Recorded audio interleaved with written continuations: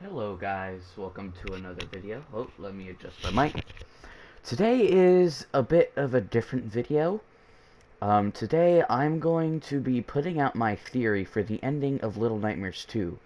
Now, I am very incapable of showing anything. I do not have the game because I do not have the money. I'm also on a PS4, so I can't show any video clips. All I can do is stand in front of this really poorly made TV screen that has Little Nightmares 2 on it, and put Little Nightmares music in the background. Because the game hasn't even been released yet, but we have plenty of people from other countries that the game has been released, and I know roughly what happens. Not just roughly, I know exactly what happens. And most of you do too, and are here because they are wondering what the heck happens. Um, so let me tell you. Let's get so of course, like I said, this is different because it is a theory video. Um, but I can't really tell you a theory video without a recap of what Little Nightmares 2 was. Um, Basically, in Little Nightmares 2, you play as Mono, um, who winds up and just her, well, oh my god, I got distracted. Anyway, so Mono winds up in the middle of the forest in front of a TV screen, where then he is, traveling through the forest till he winds up at the house of the hunter. The hunter has six trapped in his little basement area, and Mono saves six. Some really cool crap happens. A lot of good chase scenes and a surprise twist of how they escape the hunter, which I'm not going to. I'm trying not to reveal everything, although I'm literally going to be revealing the ending. But I want to leave some stuff up for you to find out, so you can play it and watch. Um, Basically, what happens is they escape the hunter, they cross an ocean on a door, um, and I'm going to be right back because I think a copyrighted song is about to play. Okay, I'm back.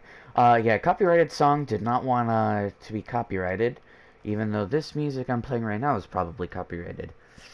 Anyway, where was I? So, yeah, they escape across a little lake, or, well, ocean, whatever you say it is, a bay, maybe, um, on a door as a raft, and they literally just end up at the Pale City, which is twisting and bending and warping because of the signal tower. Um, they go through many things. They go through a schoolyard. They have a little bit of an encounter with the bullies, or the teacher and her little bully minions. They escape her clutches in a way I'm not going to say. Um, they wind up back in the streets and in the hospital, where they meet the doctor and his fairly grotesque patients. Some chase scenes, some puzzles later. They escape his grasp and wind up back on the streets. And, they go over and under and over and under different houses and roofs and rooms. Um, and throughout the entire time, there are TVs littered about that Mono kind of just pushes into and enters this kind of a winding corridor that he, like, straightens out with abilities.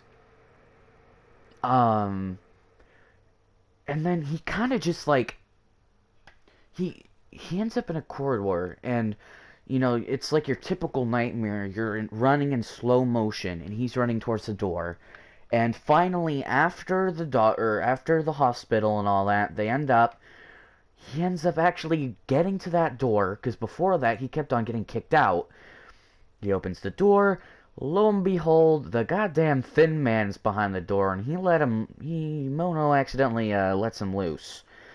Thin Man, after a little bit of a chase, Mono hides under a bed, Six hides under a table, and the Thin Man has some strange abilities. He can warp reality, he can, teleport, basically.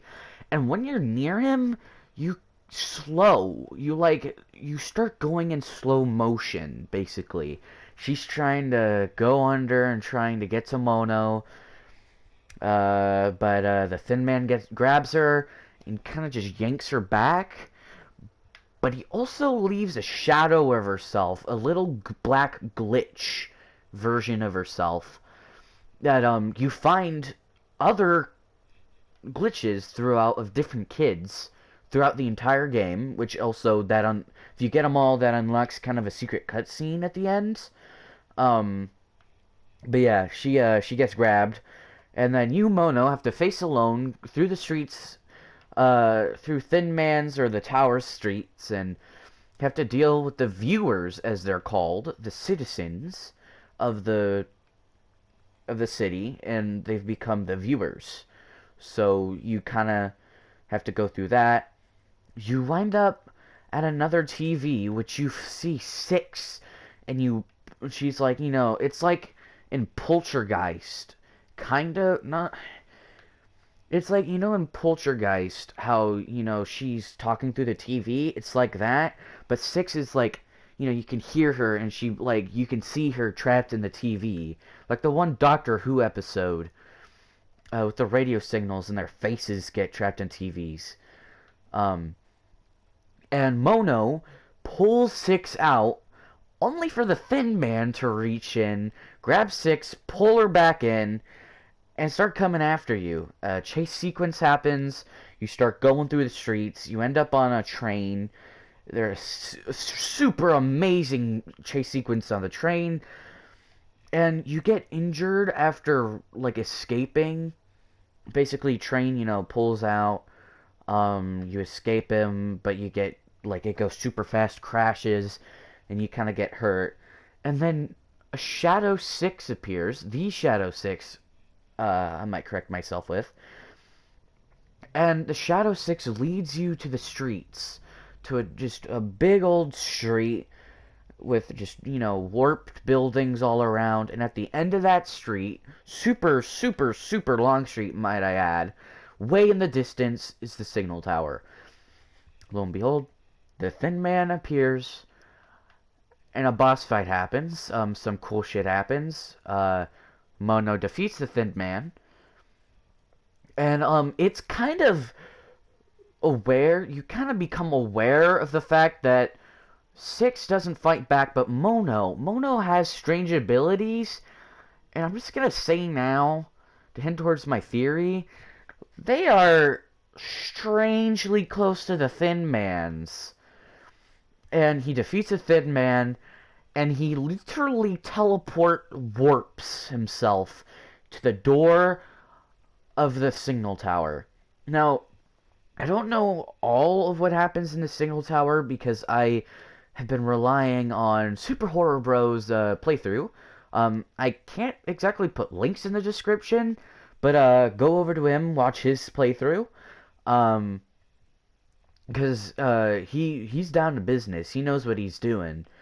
But anyway, so, you're in the signal tower. Stuff happens. I'm not quite sure what, but I do know the end. Six is there. Kinda. She was affected by the signal tower. Also, might I add towards the other theory that you can kind of see Thin Man's face, and you can tell he's not wearing a mask. So it's evidently factual that I'm pretty sure he's immune to the signal tower because he's connected to it, and that'll also be explained by the ending as well. Everything ties around into the ending. But yeah, so also might I add that throughout, Six kind of starts acting a little strange, and I think it's a little evident that Six is starting to get a little bit of the effects of the signal tower on her. She like strangles one of the bullies in the schoolhouse, like Walking Dead style, starts smashing and hitting till it dies. And then you also find her later on twisting and bending and grotesquely doing weird stuff to a mannequin hand in the hospital. It's a little weird, not gonna lie. She starts acting a little weird. But anyway, so you find her in the signal tower. Signal tower's got to her. She's a grotesque monster. She's kind of like the janitor a bit. She's like this big, huge figure in a raincoat. You can't see her face. Her hair is like all leaking down. She looks kind of like a sea monster. But she kind of reminds you of the janitor. And an epic boss battle happens. Basically, she's tied to a music box that plays Six's theme. And you gotta destroy it. And it saves Six. Six turns back to normal. Signal Tower starts to collapse, and you also realize while you're in there, Signal Tower ain't exactly it's a living thing. Imagine the wall of flesh from Terraria. That's basically the Signal Tower. It's a little strange. I'm gonna spoil it too much, mainly because I don't even know that much about it myself. But basically, giant walls of goop are coming around, and you gotta escape with Six. Six starts, speeding ahead, and you're just barely making it through till you eventually wind up on a little thin bridge, running towards a giant kind of door-looking TV screen. Six's way ahead. You start running. And the bridge collapses. Six jumps the gap, and the bridge starts collapsing even more. And it's like in the goddamn Hobbit, you're parkouring across a bridge that's collapsing in front of you, like beneath you. You jump, you grab hold of the ledge. Six takes your hand, and then there's an awkward, like 10-second moment of her like looking into your eyes, and you're like, oh, it's slow motion. No, a little bit of a weird thing happens, actually. The unthinkable happens. She lets your hand go. Nice music, like, nice timing on the music. She lets go of your hand. You fall into the abyss. And last thing you see is Six. It's her walking into the TV door. And you don't see her. She just walks in and leaves you behind, left for dead. You drop into a gap. But that's not the end. See, the ending is confusing, mainly because, Six betrays you. Six goddamn betrays you. But, there's more to it. You see, you fall down onto a gushy floor made out of the flesh. You wander around. You see a chair on a little bit of a hill of flesh. Climb up onto that chair. The flesh closes around you and forms a room. And then it kind of solidifies into like an actual, sealed off room. And you're just there. And then it's like a time warp. You're like slowly shows flashes of you as a kid. You growing up. Keeps growing and growing and growing in these little flashes. Until it's revealed that Mono becomes the Thin Man. He literally, like... Okay, so there's, like, Thin Man's, like... So here's Mono as a little block. He doubles to, like, this height, then to this height, then to this height, then to this height. And then he, like, basically goes up straight Thin Man height. A freaking fedora appears out of nowhere, goddamn. It's really weird. A fedora just appears on his head, and then, like, it pans out, and then you're back in the hallway that Mono is going through. The door closes, and it's like, okay, so, Six betrayed you.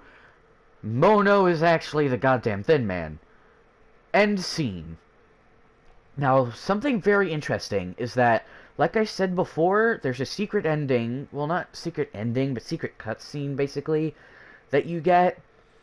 that you can get if you collect all the little like spirit flashback things, the little shadow people, lich things that are around that you can collect, and it's Six hopping out of a TV screen, evidently right after, and she is in a room, and Shadow 6 appears in front of her, looks over to the side, and there's a poster of the Maw.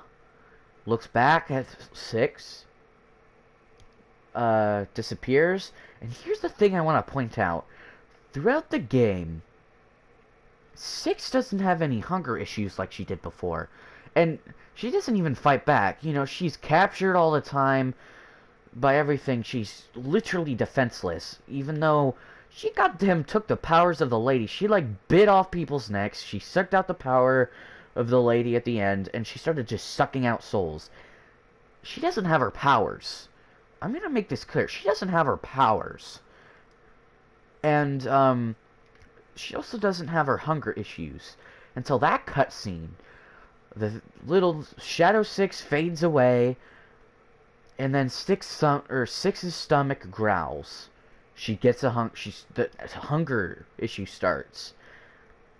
And that's where I leave off the recap. Now, I'm going to... this is just going to be a recap video. I just decided, you know what, this is going to take a while to explain what happens. It'll be a recap video tomorrow. I'm going to give you my theory / explanation of what actually happened. Till then, goodbye for now.